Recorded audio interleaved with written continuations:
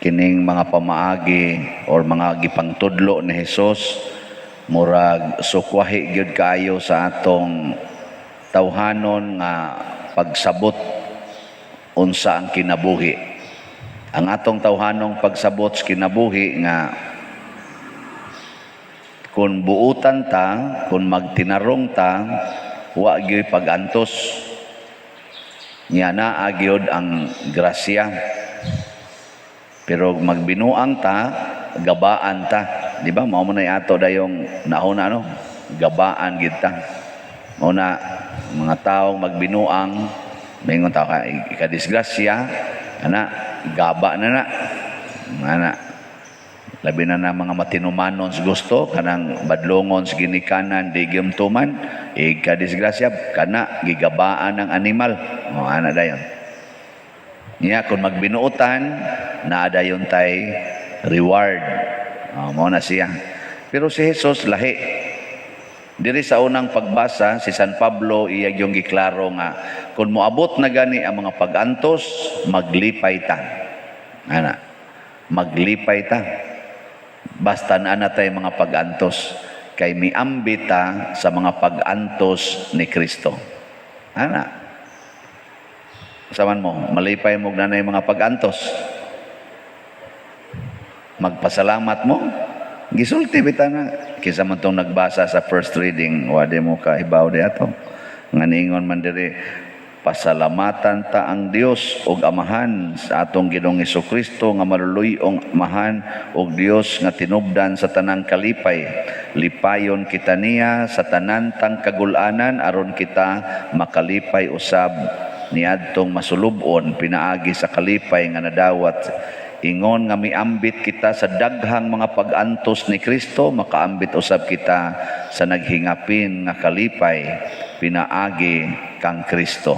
Nya giunsa man pag-ambit ningon des Kristo diri sa atong ebanghelyo bulahan kamo kun bugal-bugalan og daog-daogon sa mga tao og butang-butangan sa tanang matang sa kadautan tungod kanako paglipay og pagmaya kamo gisayunan gana libakon kag maayo butang-butangan pa ka lutuson pa ka matud pa niya diri paglipay. Oo na siya. O kung ingon ani pa ang tanang mga Katoliko, wagi problema ni mga balaod. Kaning balaod nga ay pagdalag bata diri simbahan, kana wagi na problema, mutuman kita na kay nga naman antos na. Antos na kanang ibili nimong bata ngadtos inyo, nya ganahan jud kang muda dinhi. Ibilin. Di ba makaingon jud ka pastilan pader nindot man kita tong dadog simbahan. O gidili pa man.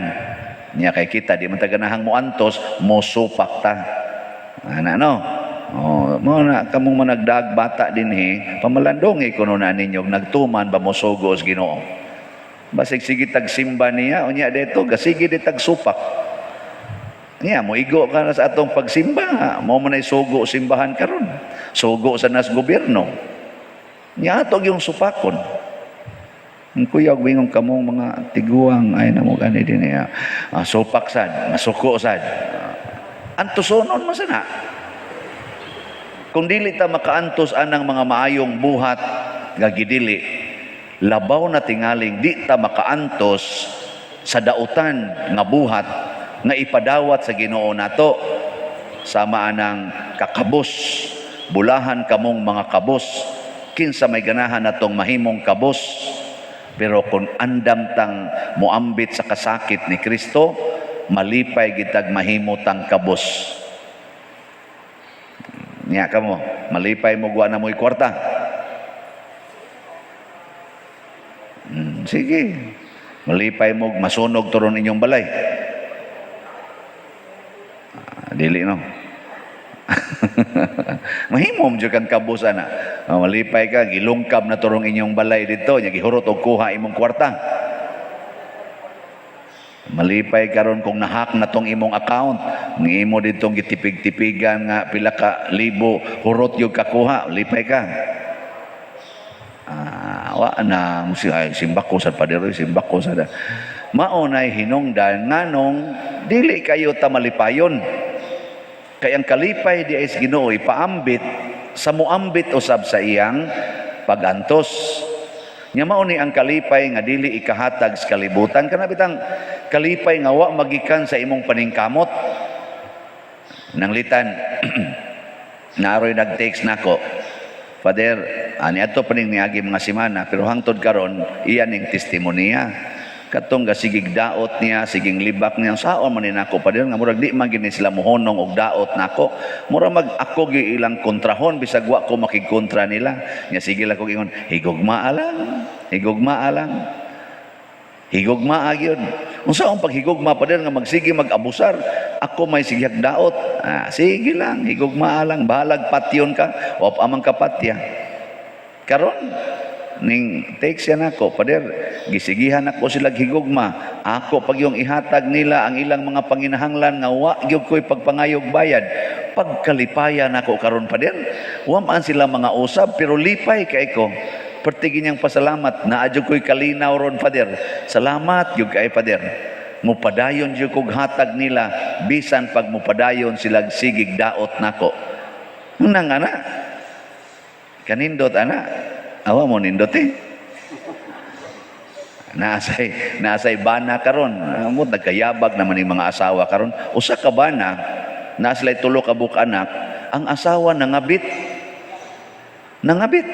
Niya ang bana siging pasaylo, ning daga nagyog mga tuig, sigig yung pangabit, pero tipon pa sila. Ang bana magsige ra gyud ingon, "Day, gipasaylo gid ka pero sakit kay ning imong gibuhat." Harap-harapan na gyud sa bana. Dadon ang laki. Ana. Hilak lang kunong bana. Ana, pasaylo lang gyud. Karong bag-o kay mobiya naman gyud. Biyaan naman niya mga anak niya. Ang bana nagtrabaho, siya to aras balay. Housewife pa siya ba? Ang bana taon, sige remit sweldo niya. Ang laki, kawagtang dito sa bana, banos ang laki dito. Karon biyaan naman.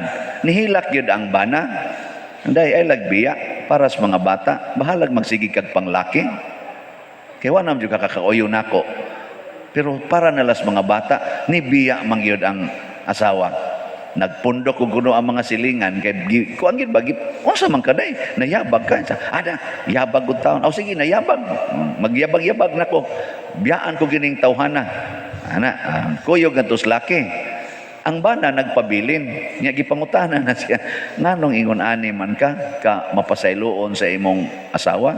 Niya ingon din ko nung bana, sige magugug paminaw ng waling padersyano.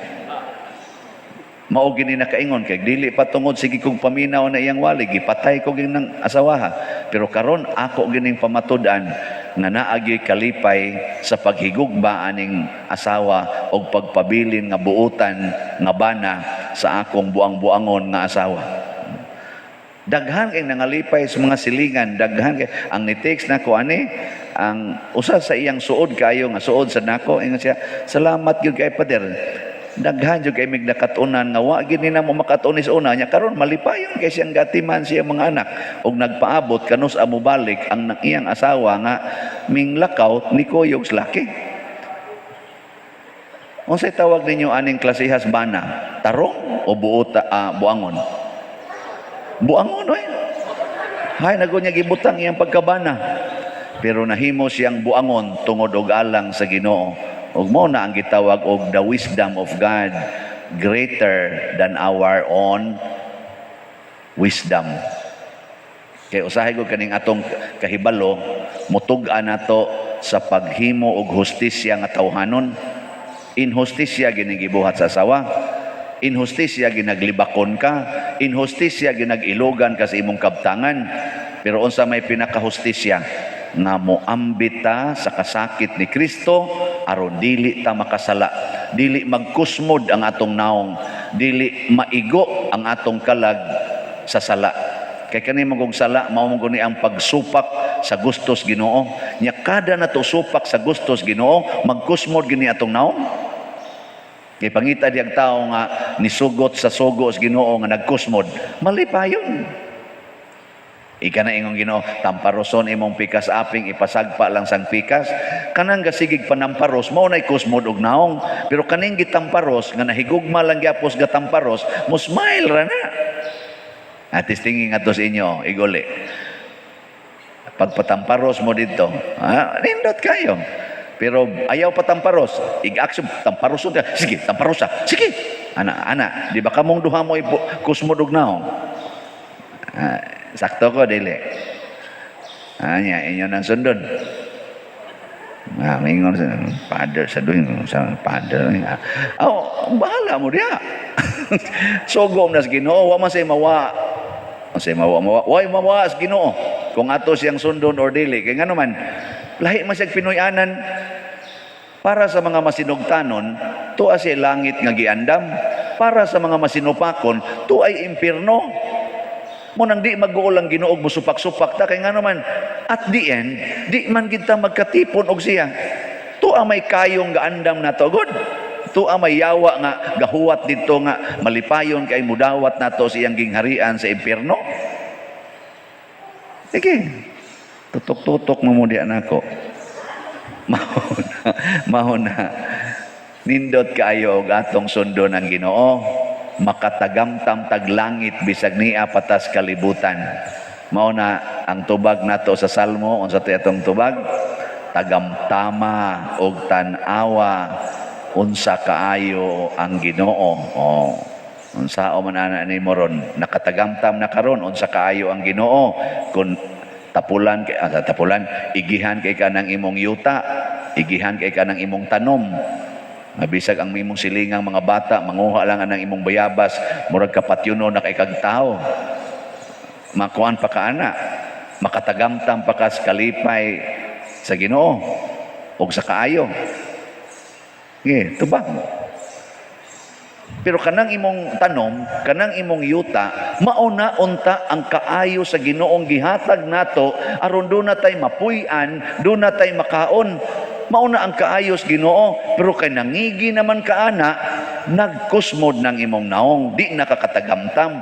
Pero imo nang ipanghatag tungod kay sa Ginoo man na, ipanghatag, malipayon kay kang magtan-aw sa mga bata, nagihurot yung kuha ang imong tanom.